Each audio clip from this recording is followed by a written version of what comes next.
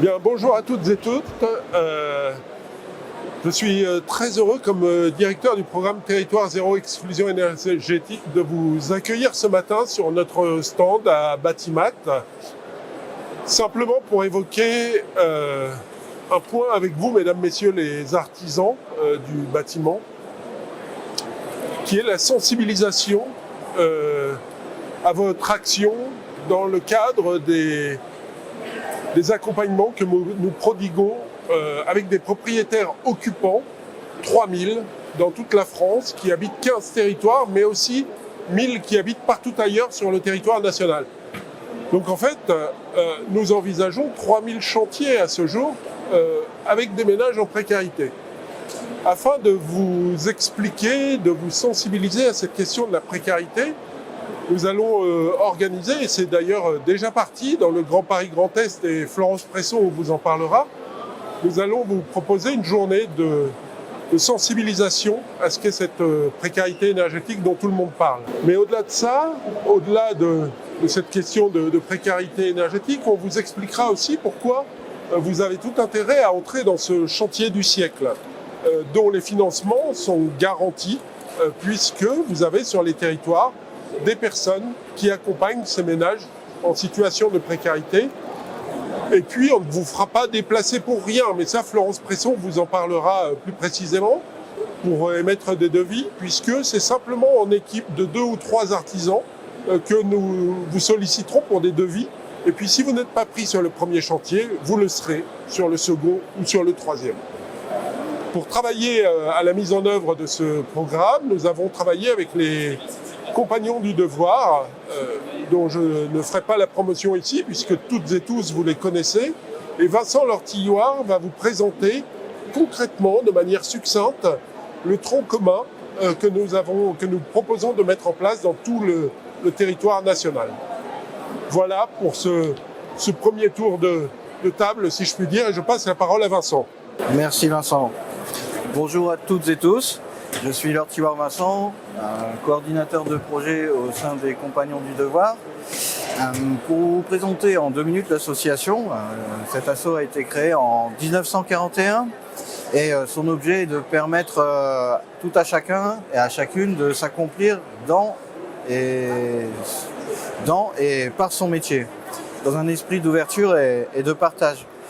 Le compagnonnage repose sur 3 piliers, le métier, la communauté et le voyage. Et en tant qu'organisme de formation professionnelle, les Compagnons du Devoir visent à transmettre aussi bien des savoir-faire, des savoirs par le biais de l'apprentissage d'un métier, mais aussi des savoir-être par le partage de valeurs qui sont la solidarité, la fraternité et la générosité. L'association compte 1400 salariés, 5000 bénévoles et 11 000 jeunes sortent formés chaque année grâce à l'alternance, dont 3000 en ce moment même actuellement sur le Tour de France. Nous proposons 36 métiers en formation partagés dans 4 filières, celle des bâtiments et de l'aménagement qui représente 70% de nos apprentis, une branche technologie de l'industrie, ainsi que les métiers du goût et une filière matériaux souples. Et les niveaux de formation vont de CAP à la licence professionnelle et nous travaillons actuellement sur l'ouverture de quelques masters. Nous intervenons aussi sur la formation continue. Pour en venir à ce que Vincent évoquait, c'est-à-dire la création du module de sensibilisation des artisans à la lutte contre la précarité énergétique, il faut quand même rappeler quelque chose, on en a tous conscience, mais c'est important de le rappeler, c'est que le marché de la rénovation énergétique est déjà très complexe pour des situations entre guillemets normales. Le suivi de chantier, la coordination de travaux, la communication, et puis la nature même, les caractéristiques même de chaque bâtiment qui est unique. Alors donc, quand on évoque la rénovation énergétique dans un contexte de précarité énergétique, là, l'affaire se corse et c'est d'autant plus complexe parce que là, va être concerné un public des propriétaires en situation précaire, voire très précaire. Et donc, c'est la raison pour laquelle il est nécessaire de proposer un accompagnement des artisans afin de pouvoir maîtriser au mieux le contexte de cette précarité énergétique. Les enjeux sont simples. Il faut absolument pouvoir donner des clés nécessaires à la réalisation et au suivi de ces chantiers de lutte contre la précarité énergétique. Il s'agit aussi d'informer sur le volet social, économique et les enjeux techniques. Parce on souhaite arriver à des bâtiments avec une rénovation performante. Pour en venir sur le module lui-même, le module serait constitué de différents blocs et pour une durée de 3 jours. Alors les modalités peuvent être aussi bien en présentiel qu'en distanciel. La première partie qui se ferait sans doute alors on n'avait pas encore établi, on n'avait pas encore défini, mais il se peut très bien que ce soit tenu en distanciel. Mais la première partie des blocs traiterait de plusieurs axes importants. Tout d'abord, définir le contexte de la précarité énergétique, c'est-à-dire comprendre le contexte social, le contexte économique. Et puis, c'est aussi de présenter le programme TZ2E, Territoire Zéro Exclusion Énergétique, les différents acteurs, l'écosystème, et donc la place des artisans dans ce programme et tous les avantages qu'ils auront à y aller. Suivra aussi une journée, et cette fois-ci ce serait une journée en présence, en tenant à ce que tous les participants soient présents. Les sujets évoqués seraient les interactions entre les différents acteurs, les enjeux techniques, mais aussi la posture entre artisans. Et c'est pour ça qu'on tient absolument à ce que cette journée se passe en présence de tout le monde, parce que cette journée permettra de rencontrer des artisans de vos territoires, de travailler, d'étendre votre réseau et de pouvoir en tirer le maximum d'avantages.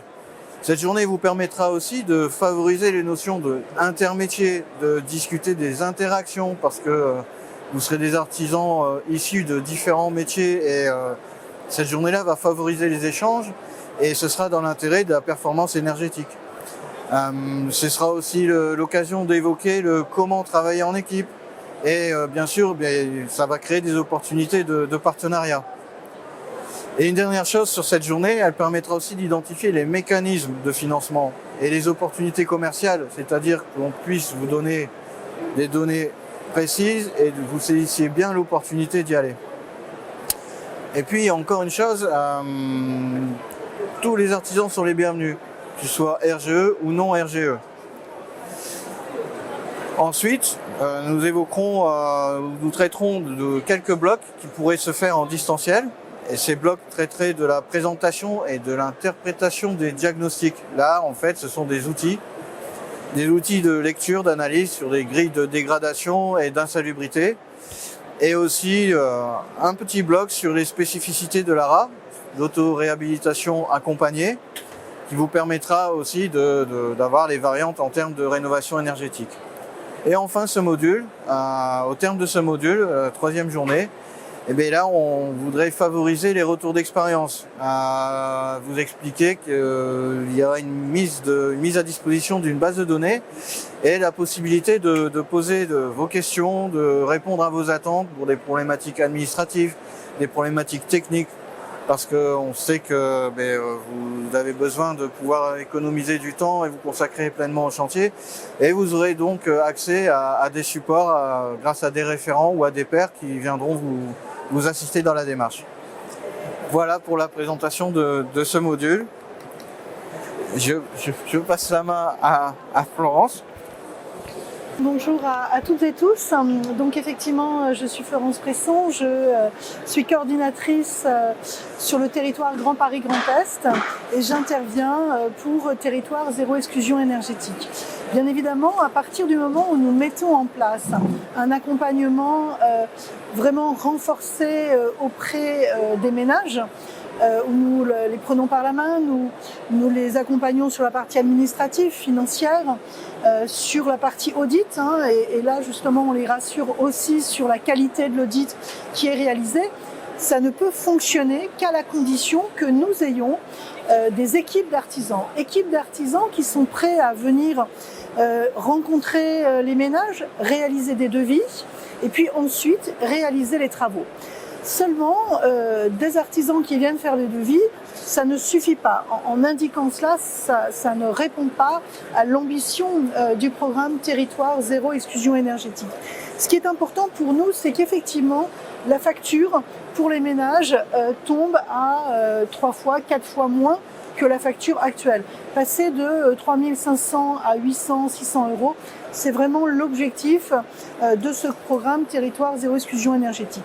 Ça veut dire que ça ne peut pas fonctionner si un artisan vient, fait son devis, repart. Si un autre artisan fait la même chose, eh bien, aucun ménage n'est chef de chantier. Aucun ménage va pouvoir effectivement planifier, organiser, prendre en compte le fait que avec telle épaisseur de mur, la toiture va être différente, etc.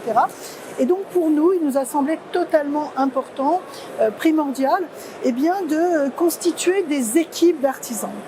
Équipes d'artisans, ce n'est pas forcément une rencontre d'artisans qui se connaissent. C'est des artisans qui, lorsqu'ils visitent une maison, ils recherchent la performance. Chaque maison est différente. En revanche, leur objectif, c'est de rendre performante cette maison. Donc pour cela, ça ne se fait pas en claquant des doigts. Au même titre que nous avons ce parcours d'accompagnement renforcé pour le ménage, eh bien, nous avons défini un parcours de l'artisan.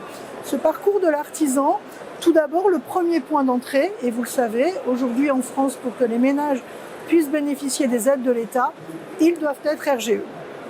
Sur le 93, on a 130 artisans RGE sur le territoire Grand Paris Grand Est. Avec 130 artisans, nous n'y arriverons pas. Donc ça signifie qu'il est nécessaire d'accompagner des artisans qui ne sont pas RGE vers la labellisation. Et donc, il y a une collaboration qui s'est créée entre la Chambre des métiers et de l'artisanat, entre la CAPEB Grand Paris, de façon à faire un autodiagnostic d'un artisan qui aimerait en savoir un peu plus, qui a compris que Territoire Zéro Exclusion Énergétique, c'est l'apport de chantiers prêts à faire, prêts à réaliser, des travaux prêts à réaliser, avec des ménages qui ne feront pas le pas en arrière. Ça signifie qu'il faut qu'on les accompagne pour qu'ils s'engagent vers la labellisation. Une fois qu'ils sont labellisés, grâce à cet accompagnement-là, eh bien à ce moment-là, ils reviennent vers nous. Ils reviennent pourquoi ? Eh bien pour avoir une meilleure connaissance de ce qu'est Territoire Zéro Exclusion Énergétique. C'est qu'ils prennent conscience de l'accompagnement, du volume de ménages qui sont concernés, de la garantie qu'ils ont d'être payés. Parce que bien évidemment, un ménage dans lequel les aides financières de l'État, c'est 80-90%, ça serait assez étonnant qu'il y ait un souci de facturation. Et donc, dans le parcours qui a été défini par Vincent tout à l'heure, on a bien cette journée. Cette première journée, elle s'adresse au patron. Il faut que l'employeur, il faut que le patron d'une entreprise, du bâtiment, de la rénovation, sache qu'il a effectivement un potentiel de chantier, qu'il va pouvoir mobiliser ses chefs de chantier pour pouvoir justement constituer ses équipes. Donc, mobilisation sur qu'est-ce que Territoire Zéro Exclusion Énergétique, quelles sont nos valeurs, quelles sont nos attentes. Si chacun veut aller dans son coin, ça ne marchera pas. Nous, ce qu'on veut, c'est ces constitutions d'équipe. On ne leur demande pas de changer de statut, on leur demande simplement de travailler en confiance avec d'autres artisans pour avoir cette complémentarité d'équipe. Deuxième journée, là on est sur une journée un peu plus technique, c'est avec les chefs de chantier et c'est comment on peut rendre performant la maison. C'est souvent des trucs et astuces, c'est souvent le fait de mieux comprendre le métier de leurs collègues. Une fois que ça a été réalisé, eh bien, commencent les premiers chantiers.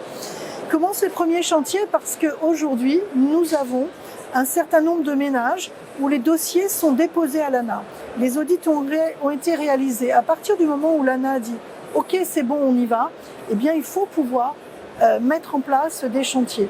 Ça veut dire aussi qu'au moment où on est sur l'accompagnement du ménage, les choix du scénario qu'ils vont retenir, c'est à ce moment-là que nous faisons venir les équipes d'artisans. Bien évidemment, un ménage peut aller chercher d'autres artisans, mais nous, on lui apporte au minimum 2 équipes d'artisans déjà constituées qui vont réaliser des devis et le ménage va choisir avec quelle équipe il souhaite travailler. Il y a aussi le feeling. Personne ne va rien imposer. Donc à partir du moment où il a fait le choix de l'artisan, eh bien le chantier des accords de l'ANA peut démarrer. Donc là, nous avons une urgence. Nous ne pouvons pas être dans une ambition d'accompagner 280 ménages si nous n'avons pas au minimum 10-15 équipes d'artisans qui vont permettre de réaliser les travaux. Donc 10 ou 15 équipes d'artisans, ça veut dire qu'il n'y a pas de concurrence, vous êtes tous les bienvenus et là il est urgent de nous contacter. Au niveau national, c'est exactement la même problématique qui se pose, c'est-à-dire qu'il n'y aura pas de concurrence entre les artisans ou peu de concurrence entre les artisans sur les territoires zéro exclusion énergétique. Il y a aussi une personne qui est à votre disposition s'il y a des incompréhensions avec le propriétaire de son logement. Cette personne s'appelle un ensemblier solidaire. Et donc, nous formons aujourd'hui plus d'une centaine d'ensembliers solidaires chaque année. Et à partir de 2027, on en formera 1000 par an. Mais en tout cas, s'il y a le moindre problème avec les ménages, vous avez toujours un interlocuteur à disposition. Donc voilà, 3000 chantiers à réaliser dans les 2 ans qui viennent, donc c'est important. 2 ou 3 devis pour aboutir à un chantier en vrai, voilà. Des chantiers qui en moyenne sont de l'ordre de 100 000 € à peu près. Donc c'est pas négligeable, et en priorité dans les 15 territoires que l'on a évoqués, donc qui vont de Carcassonne à Marseille, en passant par Bourg-de-Péage, Grenoble, Saint-Priest, Besançon, Strasbourg, Grand Paris Grand Est, donc Florence Presson vous en a parlé, Paris 18e arrondissement, Compiègne, l'ensemble du département de la Mayenne, la Bretagne et dans les Hauts-de-France un peu partout. Plus une approche, comme je le disais en introduction, diffuse dans tout le territoire national. Donc on est vraiment à votre disposition pour en parler. Il faudra participer à cette journée de sensibilisation, peut-être. En tout cas, on vous donnera toutes les clés au cours de cette journée de sensibilisation et on a prévu en organiser une 15aine par an dans toute la France.